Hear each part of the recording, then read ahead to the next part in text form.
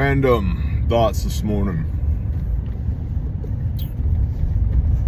The first is I've seen, in the wake of Charlie Kirk's assassination, there's a lot of people that are coming to faith for the first time, or first time in a long time. And that's a beautiful thing. A positive unintended consequence, perhaps, of Charlie's assassination. And I think that's wonderful. Very in line with the legacy that man was trying to create. What does a good church look like? I was counseling somebody on this yesterday that stopped by the Refuge building in Spiro, Oklahoma from Iowa to have a conversation. And I would look for a church that the people in the church are genuinely good people, real people, less concerned about appearances, more concerned about their relationship with the Most High by the blood of the Son, more concerned with community building and being assets to one another for reproof and instruction, less concerned about the dress code, less concerned about the liturgy. Read the book and do what it says. And yeah, we'll just leave that at that. The next thing is there's a lot of I'm seeing a lot of quotes of Matthew 5, Sermon on the Mount, Messiah's teaching. He goes through the Beatitudes, and then he goes into the blessed are those, right? That guy's cool, man. Super cool. I'm gonna be that guy when I grow up. The blessed are those. And then he gets into this conversation about you've heard it said to hate your enemies, but I say to you to love your enemies. And there's a misunderstanding of what that word love is. Strong's Concordance and eSword is available to everyone. Everyone can get one of these things. eSword, E-sword, like a very large knife, a sword. eSword. It's free. Download it. It's an application on your telephone. Look up that word. It's G25, Greek 25. It's agapete. It's not agape. And that's my point. Agape is unconditional love. Agapete is civil or moral love. So when we talk about loving our enemies civilly and morally, what does that mean? Well, there's not a single command or instruction, Old Testament or New, that requires that I allow myself to be slaughtered because somebody opposes my existence. And that's really important to understand. See, Messiah was not a pacifist. Messiah was a very strong man. Fully God, fully man. Think about that. No man takes my life from me. I lay it down freely. If you think about the Garden of Gethsemane, rabbit hole, but why not? We're here. Garden of Gethsemane.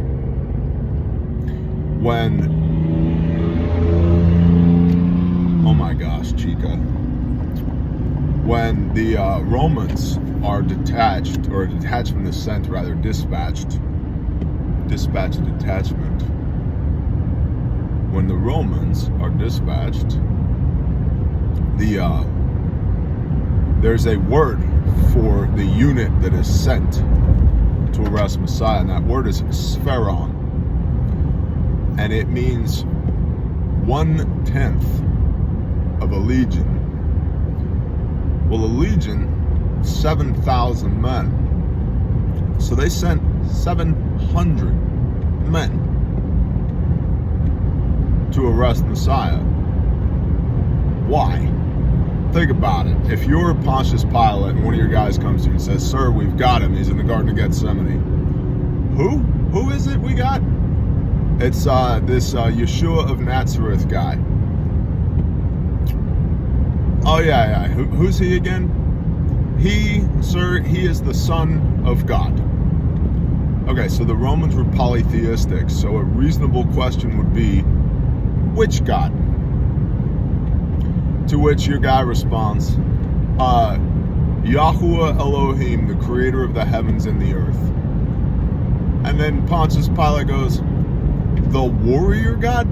The Old Testament God? The guy who wrecked Egypt? That guy? The one angel killed 185,000 Assyrians during the Assyrian siege of the house of Israel? Shomeron? Yes, sir. That guy, Yahuwah is his daddy. This is not send a couple of cops to go get him. So you're like, tracking. Send a Spheron. And even then, if you read Luke's gospel, when Yeshua says, whom do you seek? And they say, Yeshua of Nazareth. He says, I am he, the great I am. The first descriptor that Moses gets up on Mount Sinai is, what shall I tell the children of Israel your name is so that they may worship you? The response is, I am that I am. I am he. And when Yeshua utters, I am he, it reads in Luke like a J-dam got dropped. Everybody gets knocked ass over tea kettle because every knee shall bow, every tongue shall confess. Okay? So if we go back to agapete, moral and civil, how do I love my enemies? I respect my enemies. This is kind of the talking point that's been in my head for about 48 hours. I respect my enemies. Never underestimate your enemy. Sister Kate, Shofar Mountain, don't start no stuff, won't be no stuff. Okay. So I can respect my enemies. I should respect my enemies. But that doesn't mean I am to allow them to slaughter me. Well, you're supposed to turn the other cheek, brother. Nope. I already taught you guys about that a couple days ago. It's not what that means. 2 Chronicles, Mikiyahu, chapter 18. So, when you have weak enemies, dear Christian, brother or sister in Christ, when you have weak enemies, you develop a weak definition of what love is. When you have strong enemies, your agapete, your moral and civil love for your enemies, becomes much stronger, because the cost-benefit analysis is quite different.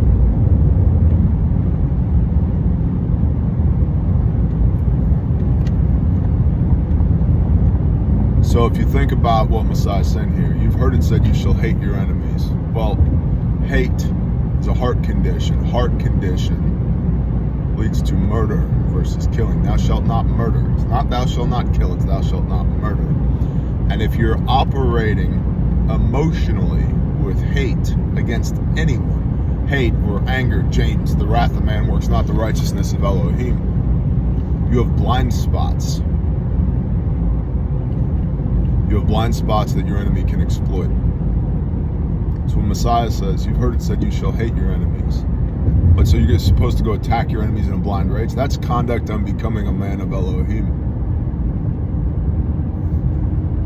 When you're filled with hate, when you're filled with anger, there's no room for the Spirit to operate inside of you. And if the Spirit's not operating inside of you, you cannot operate in meekness. Because the Paleo-Hebrew, ancient Aramaic interpretation of meekness is he who has a sword and has the sword upon his thigh and has his hand upon the sword but keeps it sheathed. It's the ability to utterly destroy someone balanced with wisdom and discernment, and wisdom and discernment comes from the Spirit. And so when you're hating your enemies, you are lacking wisdom and discernment. So when Messiah says, you've heard it said that you should hate your enemies, but I say to you, agapete your enemies. Civilly and morally love your enemies. Respect your enemies. Don't start no stuff, won't be no stuff. But if you start it, I'll end it. Why? for the preservation of life. That's why. And that's why there's a biblical delineation between killing and murder. Now, that biblical delineation between killing and murder has absolutely been exploited by, air quote, religious peoples over millennia for the extermination, the genocide, the removal of certain people groups, which always starts with the dehumanization of your enemy. They're subhumans. They don't deserve to live. They're not people. Now, some people aren't people. That's a whole different teaching rooted in Genesis chapter 6. Maybe we'll go there next. But this idea that we should love our enemies doesn't mean be a sop and wet P-word, doesn't mean be a pushover. And I can tell how many commentators and people out there on the interwebs have led a soft life that has allowed them to have a weak definition of love because they've had weak enemies. When you have formidable enemies, how you love your enemy looks much different. I respect my enemies. I don't condone their behavior. I am morally, diametrically opposed to my enemies, but I respect their capabilities. I respect their fervor. If I don't agapete my enemies, that could allow them to murder me, my family, my loved ones. And so the words in red in the Bible, they matter. Those are the words of Jesus. Those are the words of Yeshua, Yahushua. Pick your pronunciation. And for all you morons out there arguing over pronunciations of a word that predates you by a couple thousand years, read Revelation 19. When he returns, he'll have a name that no one knows except himself. So you guys can bitch and moan about pronunciations. You're fighting over something that's 2 millennia old, aka systematized retardation.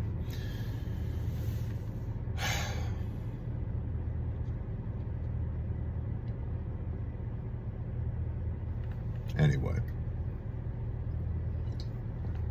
more coffee is indicated, as Pastor Joe would say. It's my thoughts for this morning. The words in red, the words of Messiah, they matter. They're arguably the most important words in the book. But let me ask you this. God in 3 persons, blessed Trinity. Yep. Deuteronomy 6 verse 4, Echad. 3 in 1, 1 in 3. It's a very, very deep, layered, significant, spiritual, biblical concept. Messiah is God. God is Messiah made flesh. Malachi 3 verse 6, I'm the Lord Yahuwah Sabaoth, I change not. Okay, I do not change. And you, O sons of Jacob, shall not come to an end. Appreciate that. Thanks for the confidence, Dad. All the words in the Bible are the words of Jesus, because they're all the words of God. And they are one. I and my Father are one. Echad. So think about that the next time you argue with somebody about dispensationalism. That was done away. It was nailed to the cross. Deuteronomy, what is it? 4 verse 2. Do not add to or take away from this word. Revelation 22. Do not add to or take away from this book of prophecy. They're all the words of Messiah because they're all the words of God. And God and Messiah are one. Echad. Do not love your enemies to the point where you will allow them to slaughter you. Now, life has no greater love than this, that a brother lay down his life for his friend, not for his enemy. Be careful who you lay your life down for. Do not be a pushover. That's not biblical.